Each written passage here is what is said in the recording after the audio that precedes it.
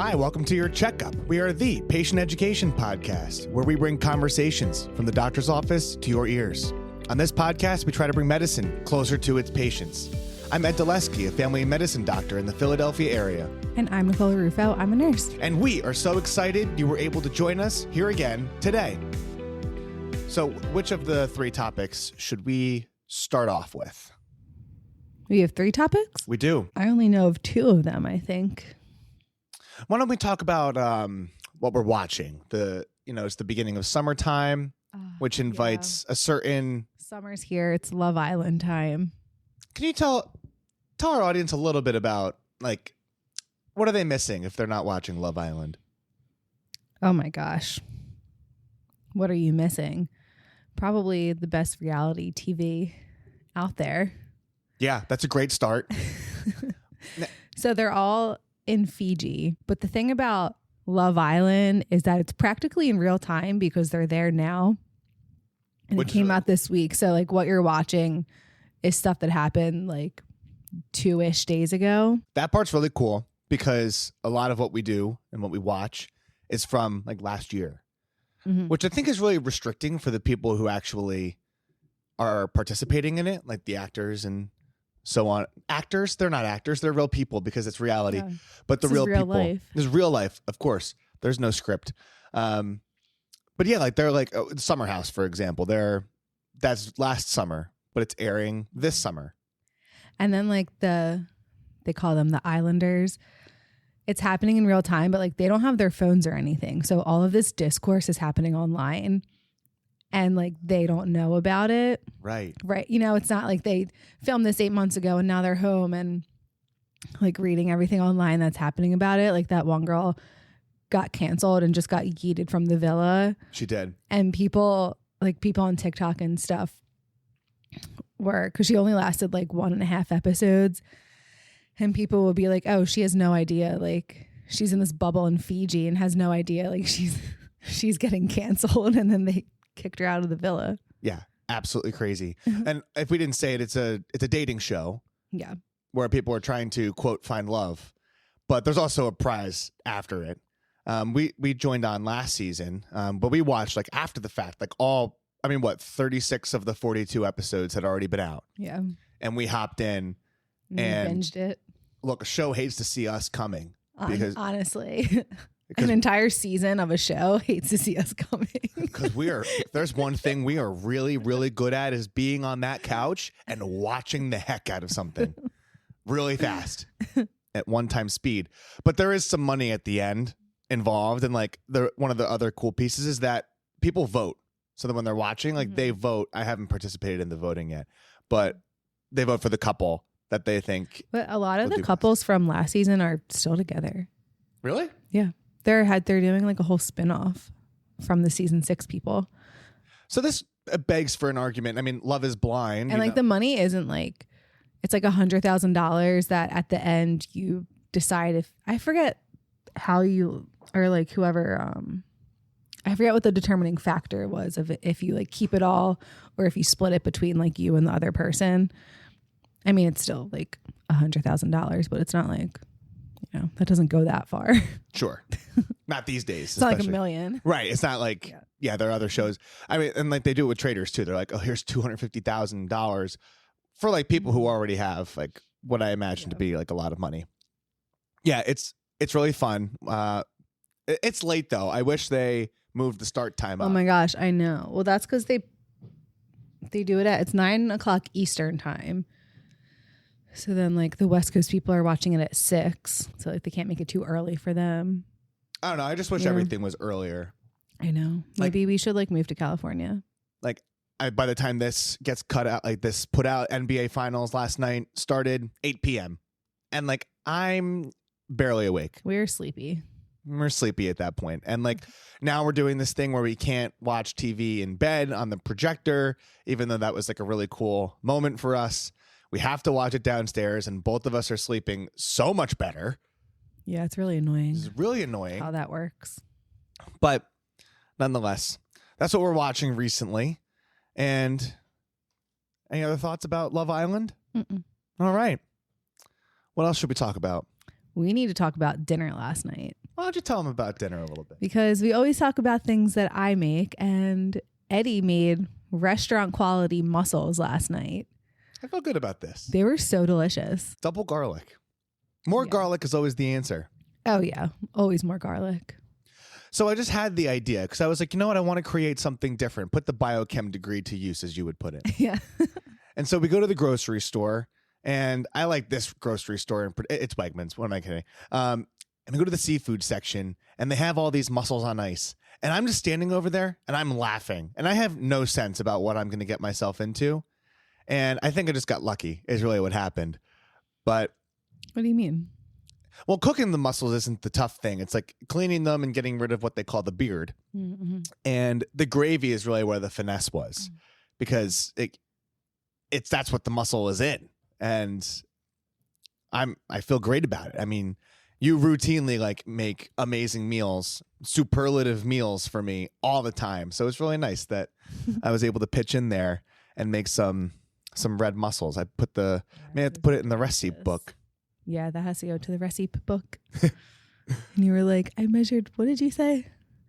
Measured with love. I measured with love this time. Well, now I feel like you finally get it. Like you get what I'm talking about when I'm like, oh, just like a zhuzh of this, or, you know, I like to cook based off vibes. But then we watched that movie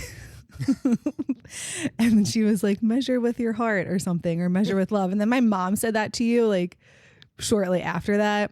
And then you did it. So now I feel like you get the cooking based on vibes. Yeah. But then there's moments where I worry, like, am I going to put too much oregano in here and ruin it? So that's like, I had a little bit of worry there because I was just like pouring it in there. And I was like, is this too much oregano?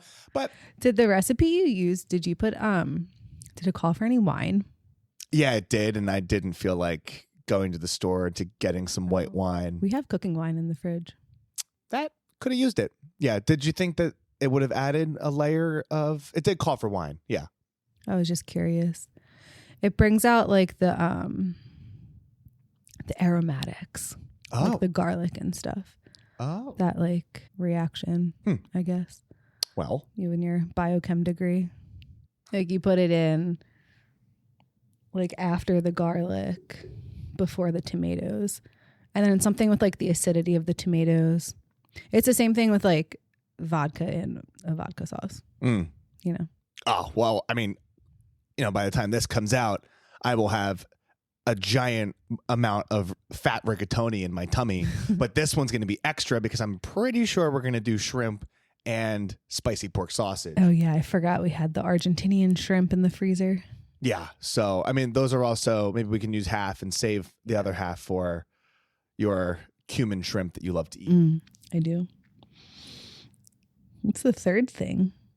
Well, the third thing was this awesome concert that we went to in Camden, New Jersey. And it's not called BB&T anymore. We went to Luke Bryan.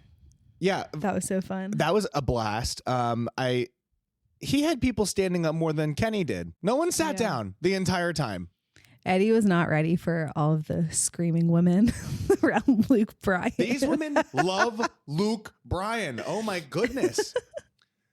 Especially at the end when he was like, he did a little thing like he was like, oh, here's my, like, I'm a country man. I'm a simple country man. Where are my country girls?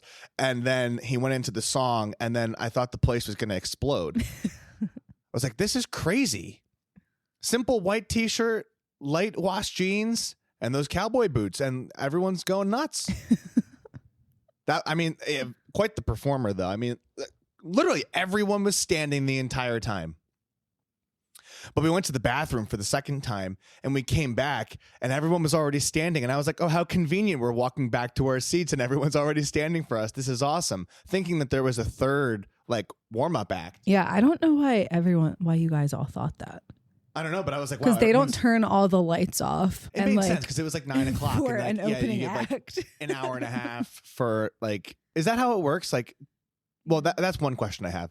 Does the main artist get like an hour and a half, 2 hours? Yeah. I mean, unless you're Taylor Swift. And so what was Taylor Swift then? She was like over 3 hours. Was that kind of like, does anyone know that going in, or what? Like how long the artist is going to be on for?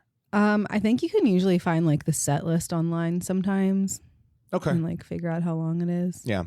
But I'd say it's probably generally like an hour and a half, 2 hours. Is that enough time? I think so. Yeah.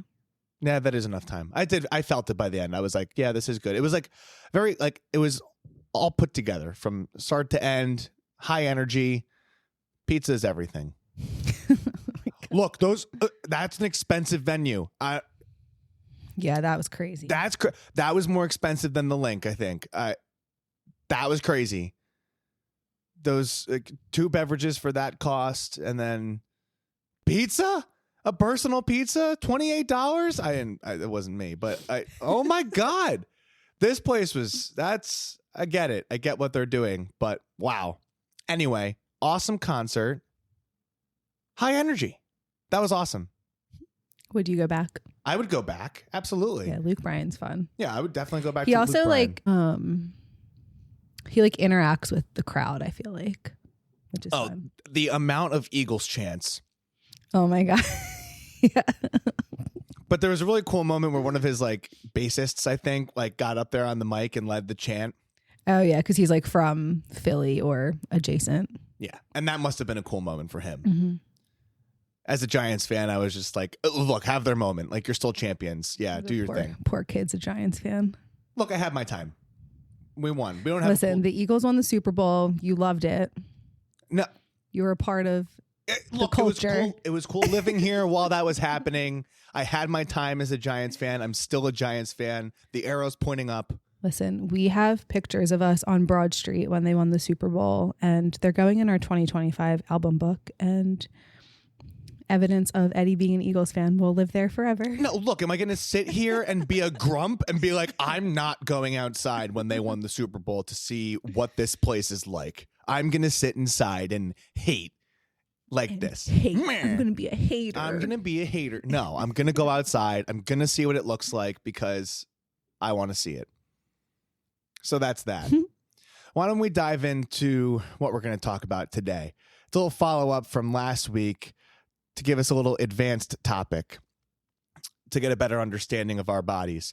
So what are we going to talk about today, Nick? Today, well, actually, I feel like this is a hot topic in the zeitgeist. We're talking about insulin resistance today. Right. Today, we're talking about insulin resistance, and not just what it is, but how it contributes to some of the biggest problems we face, including diabetes, heart disease, fatty liver, and even some cancers. And we're talking about this because of our discussion last week about prediabetes and how common it is and the things we can do. So if you haven't taken a listen to that, after you finish this episode out, why don't you go back and listen to that one? So we know that from last week, approximately 1 in 3 Americans have prediabetes, and similar numbers is that a bunch of them also have insulin resistance. It just so happens that insulin resistance tends to be the most common etiology or cause of type 2 diabetes. There are other types of diabetes. There are other causes of prediabetes, those being autoimmune or other abnormalities in metabolism. We're just talking about what is most common here today. So we'll dive into what is insulin resistance. So some basic information about how the body works. Insulin is secreted or released by the pancreas and signals to the body's cells that, and mainly by cells, I mean like cells of the muscle, the liver, and fat tissue. And insulin says, absorb glucose for energy or storage. So bring that glucose, that sugar, from the blood into the cell. And so in insulin resistance, these tissues, muscle, liver, fat, they fail to respond to normal levels of insulin. It's almost like someone's going in to wake someone up, and they let's say you have a light sleeper, and you can just tap them a little bit, or maybe even walk in the room and you're in their presence, and they wake up. And they're like, oh, I'm awake. But then you got a really heavy sleeper, and you got to shake them to wake them up. That's sort of insulin resistance. It takes more to get the same response. We heard what goes right in the body when the pancreas is doing its thing and releasing insulin. But what happens when it goes wrong? So when there's insulin resistance, to compensate, the pancreas produces more insulin. And it's what something's called compensatory hyperinsulinemia. So because the pancreas is now working a little overtime, specifically the cells in the pancreas, and this is a really cool thing. Like when you do biochem, you can like really get in the nitty gritty and learn about like what the little things are actually doing. If I'm doing this little like dance over here. Over time, the beta cells, these are the ones that actually make the insulin. The beta cells fail. They don't keep up to the body's demands for insulin. And what that does is it leads to elevated blood glucose and eventually maybe type 2 diabetes. And that's how that slippery slope goes. So there are some clinical clues. You know, we talk about this complicated thing of insulin resistance, but try to simplify it the best we can. And there are certain signs or symptoms that your doctor may look for. Something called acanthosis nigricans. What the heck is that? That is a velvety discoloration. It's usually hyperpigmentation or darkness that can happen in some body folds, under the armpits, back of the neck. Sometimes they're associated with skin tags. Sometimes people get elevated triglycerides and a low HDL. We've talked about this in prior episodes, HDL for healthy cholesterol, so lower levels is worse. And the elevated waist circumference, which is no surprise because we've talked about how visceral fat is the worst type of fat, because that is fat that is around your organs. That is fat that is going in the liver. That is fat that is going around different places. And this, what's called an ectopic distribution of fat, which is fat going in places that it shouldn't, also causes a lot of problems and bleeds into causing insulin resistance. So some of those things may cue in and say that even if your fasting glucose is normal, that if you have those things, you may be dealing with insulin resistance. So then comes in the question of who is at risk. And there are certain risk factors that end up being really common for people. So we talk about visceral fat or central obesity. So in men, if waist circumference, and which is a particular measurement, is greater than 40 inches or greater than 35 inches in women, that's a risk factor for insulin resistance. A sedentary lifestyle, a family history of type 2 diabetes. We see this a lot online. It's a very common diagnosis that people are really trying to hammer down and understand is PCOS. And there are some estimates that over 70% of patients who have PCOS have insulin resistance and a history of gestational diabetes. And there are some other risk factors that are coming out and being more well understood, including sleep disturbances, including obstructive sleep apnea. And we even talked last week, now the American Diabetes Association is looking at sleep and saying if you sleep less than 6 hours a night or more than 9, you're increasing your risk from prediabetes to diabetes conversion. Chronic stress is being looked at as a cause of insulin resistance. And a very important emerging, I would say in the medical literature, this is already well known and being tracked, but maybe in lay media and common understanding, metabolic dysfunction associated steatotic liver disease. If you ever hear your doctor say that, you can ask them to say it 3 times fast. But this is when there's fat in the liver, and it's quickly becoming one of the most common causes of liver problems in America and deserves a lot of attention. But it's also intimately related to insulin resistance in a lot of ways. And what we're also seeing is that there are racial and ethnic risks, including people in these categories having increased risk: Hispanic, Black, Native American, and South Asian populations having higher prevalences of insulin resistance, likely due to a mix of some genetic and a lot of socioeconomic factors as well. So all of our discussion so far sort of invites, why the heck does this even matter? And it matters because it's a very early warning sign that there might be silent damage happening already. Insulin resistance often precedes diabetes by even 5 to 10 years.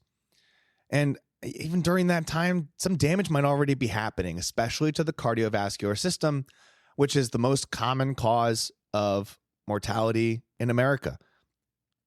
And so there are downstream associated conditions that people with insulin resistance, something that isn't so easily detected, is talked about type 2 diabetes, atherosclerosis, which is that plaque buildup in the arteries of your heart or your other blood vessels, coronary artery disease, hypertension, the MASLD or metabolic associated liver dysfunction, and some cancers like endometrial cancer, colorectal cancer, breast cancer are intimately related to these insulin pathways as well.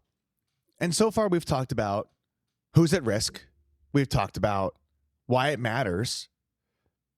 And Nikki, can you take us through? A lot of this conversation ends up being similar to prediabetes, but can you hit the highlights about what people can do if they're starting to think like, I looked at my labs and some of those are a little messed up, or I do have a sedentary lifestyle, or maybe my waist circumference is, I'm a man and my waist circumference is greater than 40 inches. What can someone do? Well, we're probably going to sound like a broken record here because I think we've talked about this in almost every episode relating to this. So we're going to say it again because it works. Apparently. Number 1, weight loss. We've said it once, we've said it twice, maybe even thrice. And we're going to say it again because just a 5 to 7% weight reduction improves insulin sensitivity by over 50%. Second, if you can't guess, physical activity. Yeah, getting to that 150 minutes, something greater than 150 minutes per week is so important. And what we're actually seeing is that there are receptors that increase and allow glucose to go into the cell more when you exercise. They are upregulated when you exercise. So go exercise because you're reducing your insulin resistance when you do so. And then what about some diet changes? Third is diet change. Again, sounding like a broken record. Emphasizing whole grains, unsaturated fats, leafy greens, and our favorite, legumes. We're actually going to make a dense bean salad later today to have for the week. Low glycemic index foods, which you can Google, basically foods that are reducing your insulin demand and not like spiking that blood sugar. Limiting refined sugars, especially liquid calories. Looking at all of the soda drinkers. Yes. And juice, too. And juice. Yeah. Seemingly good fruit in liquid form, but a lot of juice can cause some problems. And then the Mediterranean or DASH style diets are both evidence-based to help with this. Yep.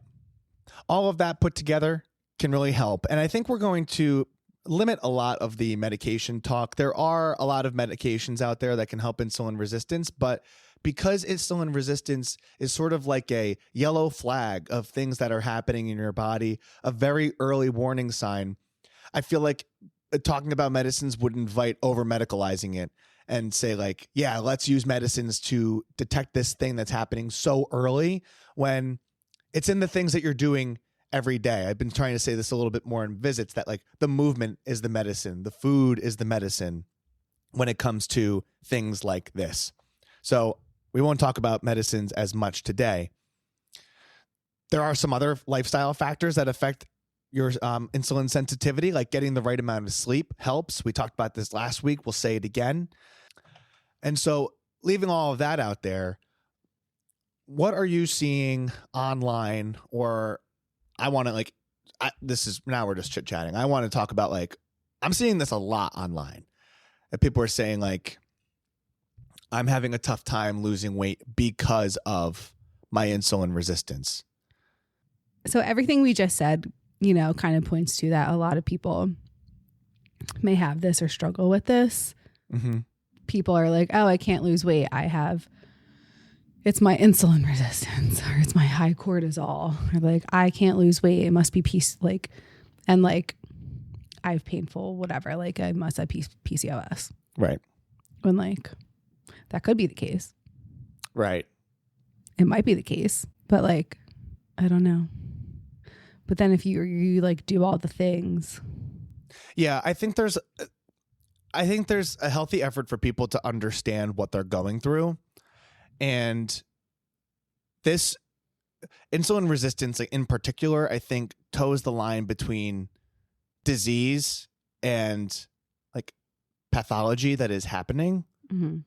And like, I think the earliest form of like what we can describe is like the classes of obesity, class 1, 2, and 3. Like these two things are very intimately related.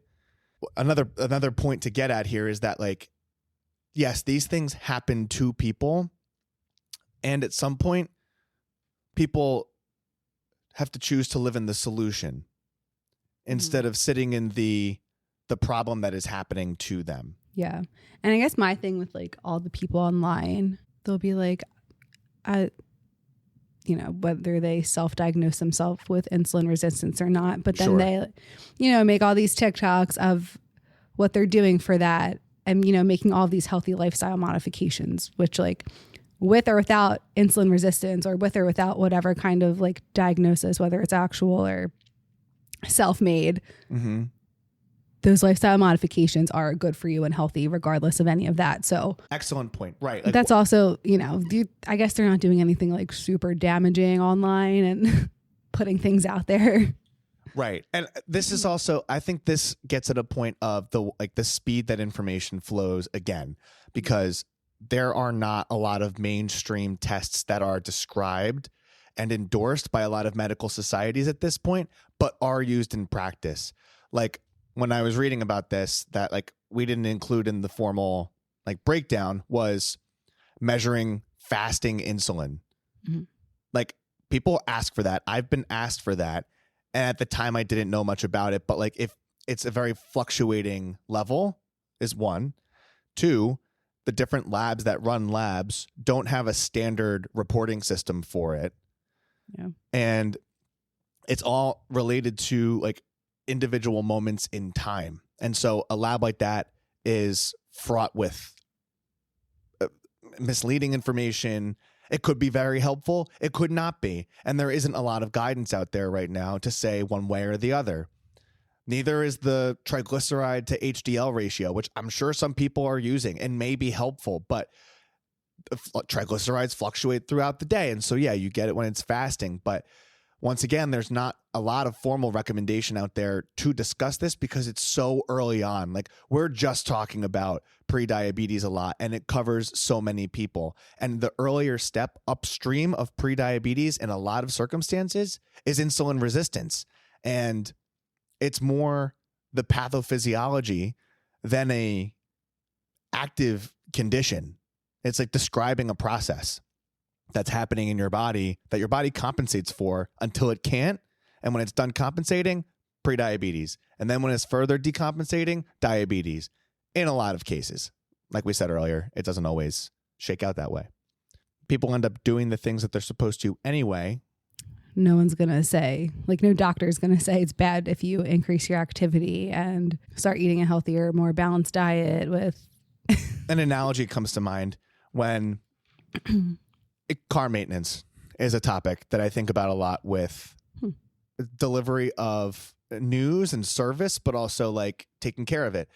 And if you know that every so many 10,000 miles, you're supposed to replace your brakes and you're like driving your car every day, you're going around and you're just driving and you're like, yeah, maybe at some point I need to replace my brakes.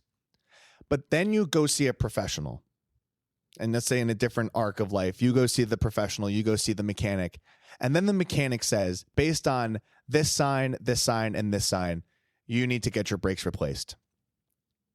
There's a lot more weight behind that. Like now you're getting advice from someone. They're throwing up the yellow flag saying, based on this information I have, you need to go get your brakes replaced. So now you get your brakes replaced. Whereas before, you didn't see the professional, you didn't pay attention to the signs and symptoms, and you didn't get your brakes replaced. And you just kind of fell by the wayside or didn't get your oil changed, didn't take care of your car. In a lot of ways, I think like seeing this, like we've known that people have metabolic disturbances, metabolic syndrome, which has a very wide definition, and people are just out there like living like this. And the best ways we can describe this pathology is class 1 obesity, class 2 obesity, prediabetes. This captures it even earlier than all of that. And maybe it's like going to the mechanic and people are like, oh yeah, you have come to the doctor's office. I'm concerned you have some level of insulin resistance. We need to be really thoughtful about this. So that's where we're taking it today. We're talking about insulin resistance. Hopefully you're able to learn something. Recognize that insulin resistance isn't a disease. It's more like an alarm bell. And the good news is, like, this is totally reversible. And we don't need perfect change. We just need something consistent and something positive. So thank you for coming back to another episode of Your Checkup. Hopefully you were able to learn something for yourself, a loved one, or a neighbor. Make sure you check out our website, send us an email, find us on Instagram. Make sure you follow the show so that you can get notifications when our next episode comes out. And most importantly, stay healthy, my friends. Until next time, I'm Ed Dulesky. I'm Nicole Rufo. Thank you and goodbye. Bye. This information may provide a brief overview of diagnosis, treatment, and medications. It's not exhaustive and is a tool to help you understand potential options about your health. It doesn't cover all details about conditions, treatments, or medications for a specific person. This is not medical advice or an attempt to substitute medical advice. You should contact a healthcare provider for personalized guidance based on your unique circumstances. We explicitly disclaim any liability relating to the information given or its use. This content doesn't endorse any treatments or medications for a specific patient. Always talk to your healthcare provider for complete information tailored to you. In short, I'm not your doctor. I am not your nurse. And make sure you go get your own checkup with your own personal doctor.